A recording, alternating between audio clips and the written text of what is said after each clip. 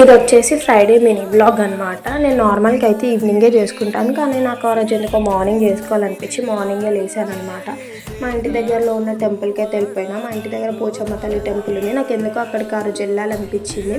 So వెళ్ళి అమ్మకి దర్శనం చేసుకొని అయితే వచ్చేసిన. ఇంటికి వచ్చి అన్నీ రెడీ చేసుకొని దీపాలు అయితే పెట్టుకుంటున్నాను అనమాట. నాకు ఎందుకో శివయ్యకి అభిషేకం చేయాలనిపించింది. నా ఫేవరెట్ దేవుడు ఏదైనా ఉన్నాడంటే అది శివయ్యనే. అట్లా అని నేను మొక్కినవన్నీ నాకైతే నెరవేర్చలేదు నాకు శివయ్య. కానీ నాకు అనిపిస్తుంది నాకు ఏదైతే రాసి పెట్టిందో అదే నాకు శివయ్య ఇవ్వాలనుకుంటున్నాడేమో అని. అందుకే నేనైతే ఎక్కువ శివయ్యనే దండం పెట్టుకుంటాను. చాలామంది శివలింగం ఇంట్లో ఉండొద్దు అని అంటారు, కానీ మన బొటన వేలు కన్నా చిన్నదైతే లింగం మన ఇంట్లో ఉంటే చాలా మంచిది. నాకైతే శివయ్యకి అభిషేకం చేసినాక అలంకరిస్తే ఎంత బాగున్నాడో అసలు. నాకైతే అట్లనే చూసుకుంటూ ఉండాలనిపించింది. ఓం నమః శివాయ.